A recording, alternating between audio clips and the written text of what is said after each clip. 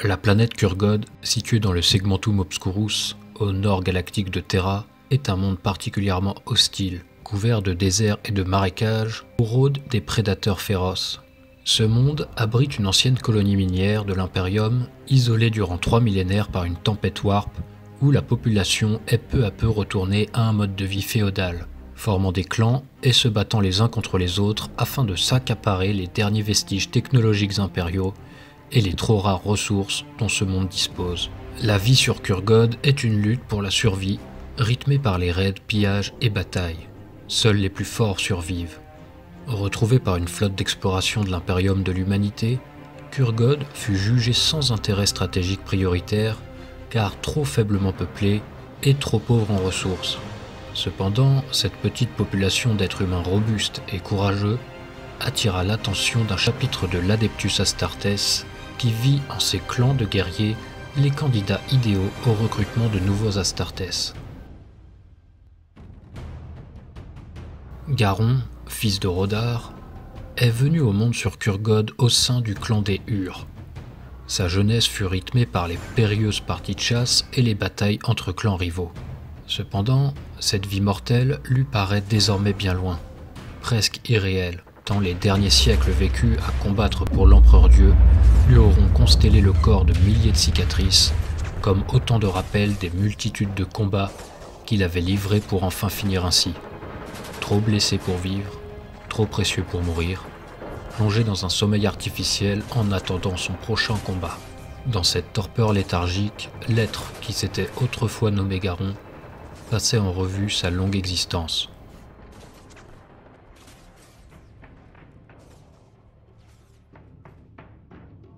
Devenu un des meilleurs guerriers du clan Hurs, Garon fut un jour convié par les sages, des mystiques vivant à l'écart des clans kurgodiens, pour l'épreuve des élus. Cette épreuve était une tradition guerrière respectée de tous les clans, où les meilleurs guerriers de Kurgod se retrouvaient pour s'affronter devant les sages, afin d'honorer les clans et régler leurs différends. Ainsi, Garon était venu représenter le clan Hurs. Il fut mené à une arène dans laquelle une centaine de guerriers d'exception, issus des 100 clans kurgodiens, se préparaient à l'épreuve. Les sages apparurent sur un promontoire, silhouette drapée à l'aura mystérieuse. « Battez-vous ou mourrez !» Sur ces paroles simples, la plupart des guerriers se trouvèrent un partenaire pour entamer un duel. Garon, honorable guerrier, accepta le duel avec un colosse du clan Adakir, bien plus massif que lui. Après une brève salutation, les deux combattants se jetèrent l'un sur l'autre et croisèrent le fer. Les échanges furent de courte durée, car un guerrier sans honneur frappa l'adversaire de Garon dans le dos. Garon se rua alors sur l'assassin pour séparer sa tête de son corps. Il remarqua qu'autour de lui, plusieurs duels étaient interrompus par l'attaque soudaine de lâches et de traîtres. En quelques secondes, les combats de duellistes laissèrent place à une mêlée informe. Garon, bien que surpris que parmi les guerriers conviés à l'épreuve des élus, autant puisse manquer d'honneur, repoussa chaque combattant qui s'approchait de lui, et il avança au travers la mêlée en direction des sages qui assistaient au combat. Sans quitter des yeux les silhouettes drapées qu'il observait, Garon avançait en abattant ses armes sur les guerriers qui se mettaient en travers de son chemin, comme s'il n'y prêtait même pas attention. Parvenu à une dizaine de mètres des sages, il brandit ses armes en hurlant, tant il était furieux que ces soi-disant sages laissent l'épreuve dégénérer en vulgaire bain de sang. Cependant, le combat se poursuivit sous le regard indifférent des sages. Un par un, les guerriers tombaient sur le sol maculé de sang. Garon parvint à vaincre chacun de ses assaillants. Venu à bout de ses ennemis, il remarqua qu'il ne restait plus que 2 autres guerriers se livrant un combat intense à l'autre bout de l'arène. Si certains lâches auraient profité de l'occasion pour frapper le plus fort des deux dans le dos afin de maximiser ses chances de victoire, Garon, lui, préféra s'asseoir et attendre l'issue du combat. Les deux guerriers étaient impressionnants, d'une force bien supérieure à Garon et maniant leurs armes avec une maîtrise totale.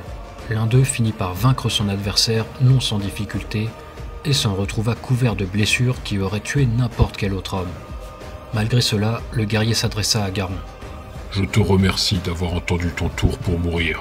Je t'accorderai une mort honorable. » Sur ces mots, les 2 derniers survivants de ce massacre engagèrent le duel. Bien que très affaibli et ayant perdu beaucoup de sang, le guerrier faisant face à Garon restait redoutable. Chacun de ses coups menaçait de faire chuter Garon tant sa force semblait surhumaine et Garon savait qu'il n'avait pas le droit à l'erreur. Reculant sous le déluge de coups de son féroce adversaire, Garon remarqua que ce dernier commençait à affaiblir tandis que son sang ruisselait de toutes ses blessures béantes. Après avoir frôlé la mort à plusieurs reprises et n'être parvenu qu'à se défendre sans pouvoir contre-attaquer, Garon parvint enfin à frapper son adversaire qui, aux portes de la mort, parvint tout de même à contrer cette attaque avant de tomber à genoux. Il releva la tête vers Garon en crachant du sang. Le puissant guerrier avait perdu trop de sang et ne pouvait continuer le combat. Achevez-le. L'ordre venait des sages, dont les regards inquiétants scrutaient chaque mouvement de Garon. Ce serait déloyal. Jamais je n'aurais pu vaincre pareil guerrier s'il n'avait pas été gravement blessé auparavant. C'est lui le véritable vainqueur de l'épreuve des élus. Dans ce cas, nous aurons non pas un mais deux élus cette année. Le plus féroce guerrier et le plus digne. Suivez-nous, néophytes.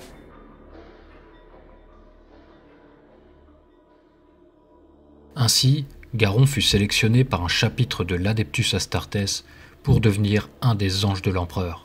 Cependant, ce recrutement n'était pas sans risque. En effet, l'aspirant Astartes doit subir de nombreuses modifications physiques qui peuvent souvent s'avérer mortelles, notamment chez un individu déjà jeune adulte comme Garon. Le néophyte reçut de multiples implants, un cœur auxiliaire, un os modula faisant croître la taille du sujet et renforçant ses os, un biscopéa stimulant le développement musculaire, un organe de l'Araman modifiant les propriétés du sang et augmentant drastiquement la vitesse de cicatrisation des tissus organiques, des multipoumons permettant au sujet de respirer dans les milieux toxiques ou faibles en oxygène, et beaucoup d'autres implants visant à accroître les capacités de l'individu à un niveau surhumain. En dernier sont implantées aux néophytes les glandes progénoïdes, transmettant le matériel génétique du chapitre auquel l'aspirant Astartes appartient, lui apportant certains traits physiques et psychiques communs à tous les membres du chapitre directement hérités d'un des primarques restés loyal à l'empereur Dieu lors de la terrible hérésie d'Horus. Pour finir, une deuxième peau noire à l'aspect métallique et extrêmement résistante est implantée sous l'épiderme du sujet. Après avoir reçu tous ces implants et après avoir survécu aux changements physiques brutaux que son corps subit, Garon fut accueilli parmi les initiés du chapitre. Il apprit alors que le grand guerrier avec lequel il fut recruté lors de l'épreuve des élus n'avait pas survécu aux modifications induites par les implants. Il n'était pas compatible génétiquement avec les organes implantés et il mourut dans d'atroces souffrances. Devenu un géant de 2,20 m pour 200 kg de muscles, Garon réalisa qu'avec un physique pareil, il aurait été un guerrier invincible sur Kurgod, son monde natal. Mais cette idée ne lui importait plus, car des batailles d'une ampleur inconcevable l'attendaient désormais pour défendre l'impérium de l'humanité face aux hordes xéno et hérétiques qui peuplent la galaxie. Cependant, ces batailles devraient encore attendre, car en tant qu'initié, Garon allait d'abord subir un conditionnement rigoureux afin d'apprendre à maîtriser ses nouveaux organes, à s'accoutumer à ses nouvelles capacités surhumaines, mais aussi à s'entraîner pour devenir une véritable machine de guerre, prêt à faire face à n'importe quel ennemi. En plus de ce conditionnement physique, Garon est endoctriné, en partie sous hypnose, afin d'intégrer et développer une foi inébranlable envers l'empereur Dieu, d'oublier la peur et la douleur, et de renoncer à son ego pour ne devenir qu'un outil mortel au service du chapitre auquel il appartient désormais. Après les années passées à se transformer et s'entraîner en tant qu'initié du chapitre, Garon, renommé Hammer, fut déployé auprès de ses frères Astartes sur un monde forge assailli par une horde d'infâmes xénos. Cette bataille allait être son baptême, l'occasion pour Hammer de découvrir ses nouveaux talents martiaux et d'oublier à jamais Garon, l'homme qu'il était autrefois. Le combat fut une révélation. Hammer déploya son plein potentiel en abattant des dizaines de xénos, qui autrefois l'auraient terrifié. Avec un bolter dans une main projetant sur les xénos de petits obus explosifs à très haute vélocité et un couteau de combat dans l'autre main, Hammer infligeait méthodiquement la mort à ses ennemis sous le regard approbateur de ses frères Astartes.